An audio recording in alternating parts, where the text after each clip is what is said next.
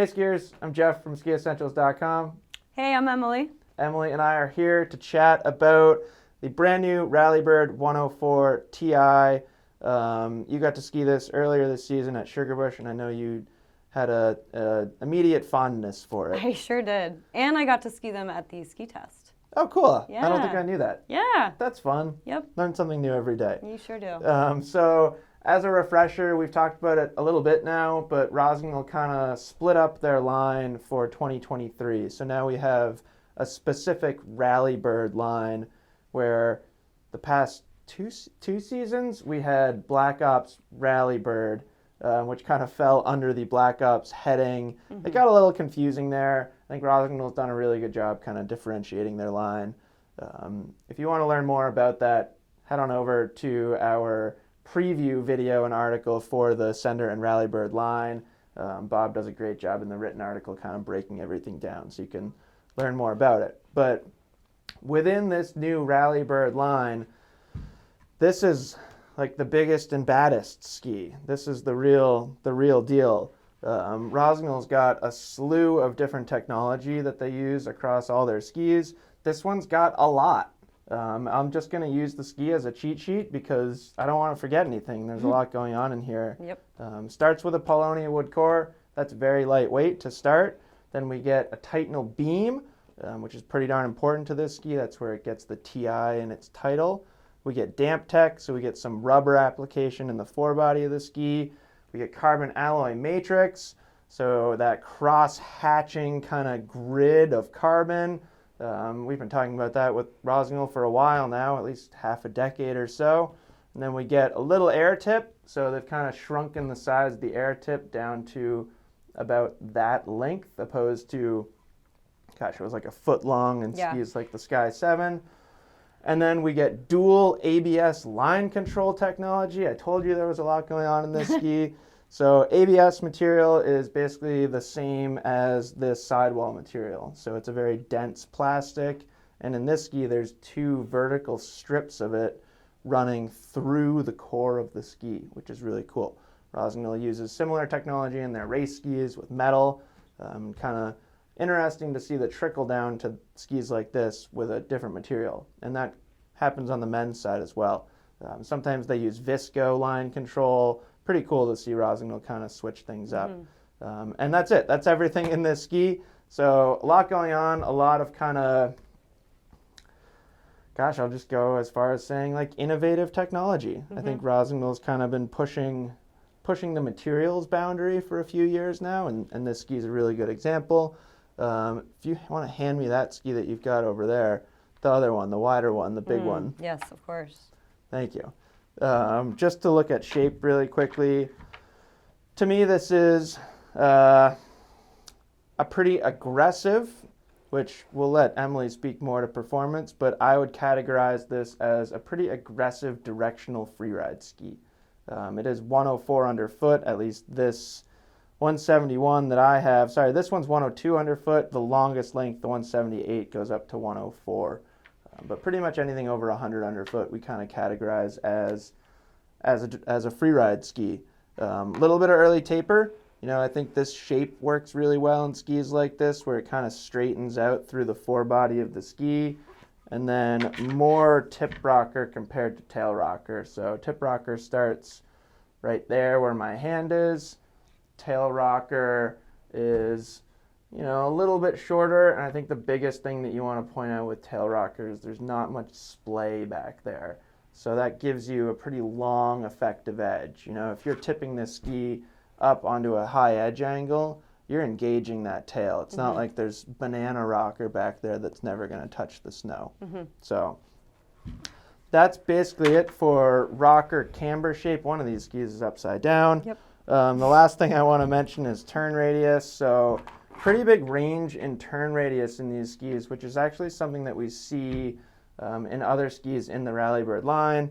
163, which you did not ski, you skied the 171. That 163 is a 13-meter radius ski.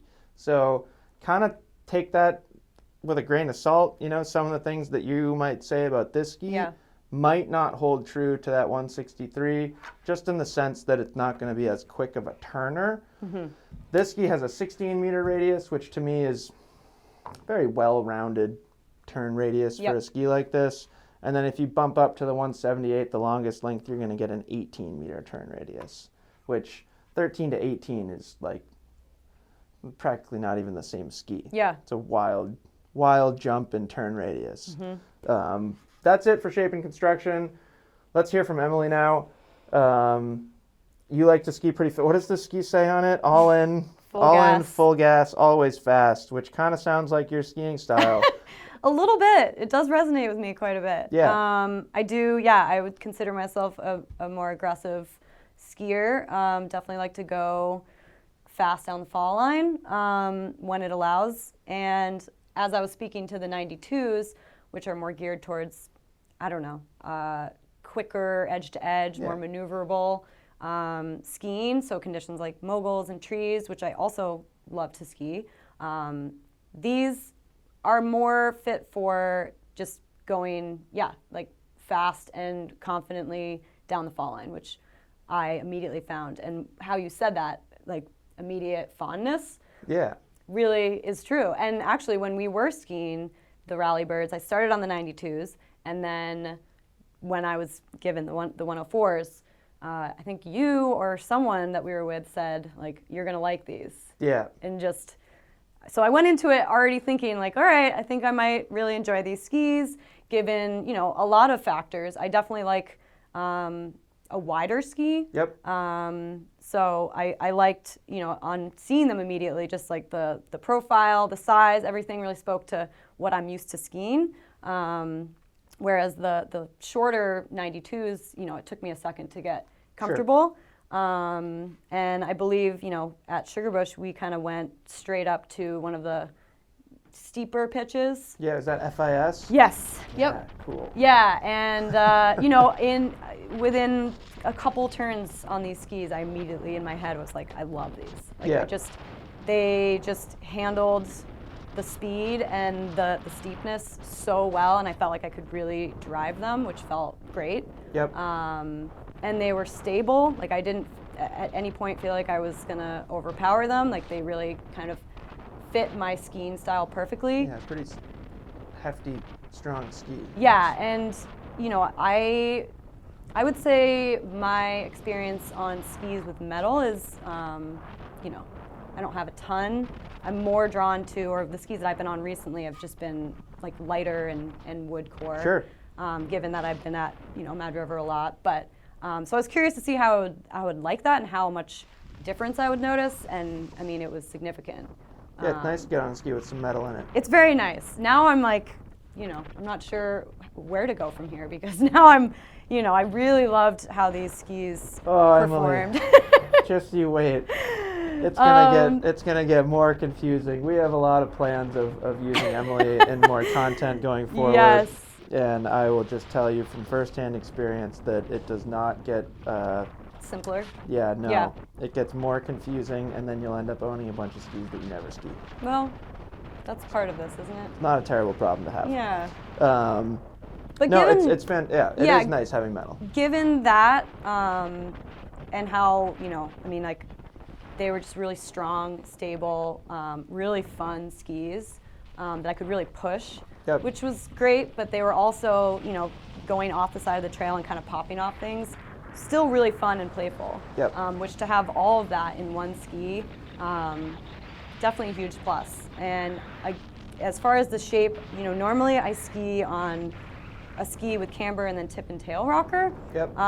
The directional, like no tail splay in this, I was, you know, a little unsure of, but it just, you know, gave way to more ski and a longer effective edge, like you were saying.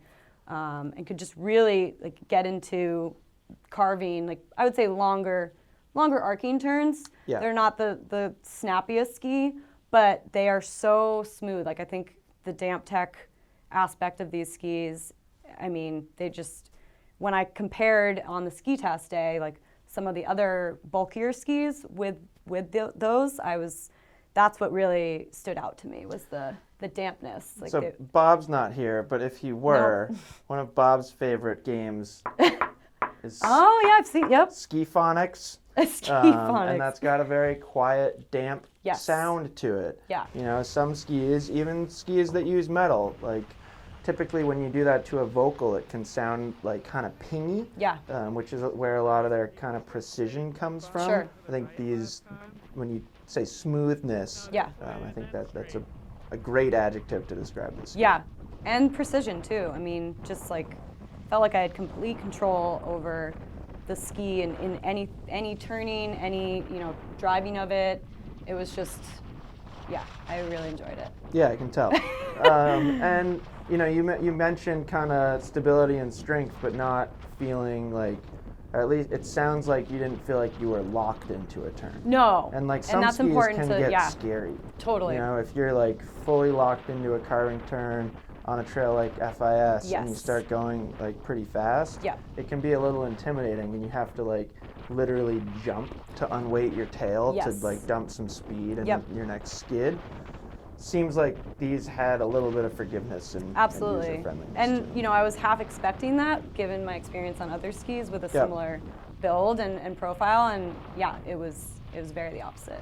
Now it's cool that you own and ski and have skied the newer version of the QST Stella 106, Yeah. which really is a direct competitor for this ski. Absolutely. And I think what it sounds like is you felt quite a big difference between the tail shape. Yeah. Where that QST allows for more of like a surfy, slarvy Yeah. feel. This has a little bit more kickback from Yep. the tail, Definitely. which just is a different thing. Yeah. Yeah. And I, love both of those skis for very different reasons. Yep. But just the immediate, I don't know, Totally. love for these skis was it was notable. Yeah, and it was obvious just watching you ski them that Yeah. you looked like you were right at home. Now, I would venture a guess that you wouldn't recommend it to an intermediate. Yeah, and that's what I was going to follow with is just, it does take a little bit of power to drive them. Yeah. It's not the most intuitive ski, I would say. Right. Just because of that weight. Yeah, exactly. And like, yeah. Yeah, they want to go. Yeah. And it's not soft. I yeah. wasn't exaggerating that at all. Yeah, it's burly for sure. Yeah. But that's where the performance comes from, and but yeah, a beginner to intermediate would probably find it a little bit more challenging to maneuver and control. Right. But yeah. As soon as you get up to like athletic advanced skier, they're gonna do just fine. Yeah. Especially somebody that kind of prefers to let their skis run. Yeah. Say you've got some choppy snow in front of you, and instead of making like round turns through it, you just want to go straight. Yep. Like, this is a great ski, and if that sounds like you, it's awesome that we have a choice like this on the women's side of the market.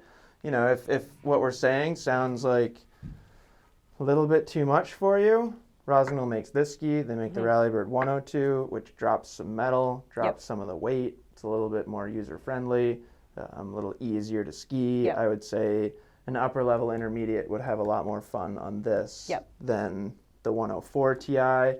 And we really felt the same thing on the men's side. Between the Sender 104 Ti and then the Sender 106 Ti Plus, that Sender 106 Ti Plus turns into like a tank. Yeah. Which is different. Like, the breakdown and construction is different. Basically, the high-end Sender gets even more metal. Yeah. But it's kind of, I think, like the way that we perceive performance, between you and I, basically sounds the same. Yeah. Where I would say no to an intermediate that wanted to get the 106 Ti Plus, and I think the same is probably true here. Yeah. Any lasting thoughts? Anything that you want to leave our audience with? I mean, I guess the other thing I was going to mention was just, given what I explained about these skis and how they perform, I also, I didn't really speak to the day I had them at Stowe. Yep. On the ski test day, which was warm. Nice and springy. Yeah, Very, sure. like kind of slushy, wet kind of gives you snow. a sense of how they'd feel on a powder day too, which Exactly. is the benefit of testing on a spring day. Yeah, and that's kind of what I wanted to just leave with, is that, though I make it sound like they're very, specific to a certain type of skiing, type of skier, they also definitely have some versatility, and they handled that day really well. Yep. And so I did get on like somewhat of a variety of conditions. Cool. And just really enjoyed them. I think they're going to be probably part of my quiver. Oh, sweet. Yeah. That's you can't give a ski higher praise Right? than that. Yeah. But that's great feedback, and that's something that, going back to kind of how I described the Right. shape of this shovel. That's an excellent design for softer snow. Yep. Because it gives you, there's a lot of surface area right here. It's not like they're jutting the taper in too abruptly. Yeah. So you get like really good surface area and float from the tip of the ski, but because there's some taper in it, it's not going to feel catchy. Exactly. It's not going to like rip you into a turn when you don't want to. Yeah, I It was kinda still just, able like, cuts to- through things and Totally. then lets you kind of steer the Yeah. ski. Yep. So Big fan. apparently you can't Emily tell. loves the Rallybird 104 Ti. Yeah. Which is great. I'm super psyched that you found a ski that you really like. Yeah, me too. We'll have to get you a pair. Yeah. Cool. I don't know why that's my responsibility. You can get yourself a pair. Sounds like it is. Yeah, I know just the person to ask. But anyways, let us know if you have any questions about the Rallybird 104 Ti. I'll relay those questions to Emily, so you're hearing directly from her. Yes, please. Yeah, great ski. I think Rossignol did a really good job kind of spreading out the lines. There's a lot of similarities between these skis and the skis that they replace, so to speak. More similarities than differences for sure, but I have a lot of good things to say about how Rossignol has kind of branded their ski collection for 2023 and how they're communicating it to the public, and I hope you guys pick up on that as well. I hope it's more clear to the Yeah, it makes it more public. approachable, Just makes more sense. Yeah. Like reading through the catalog or their website. It's Yeah. like, oh, that's what this is for. Right, Where right. last year and the previous year, it just got a little Muddled, messy. yeah. So let us know if you have any questions, and we'll see you out there on the slopes. See ya.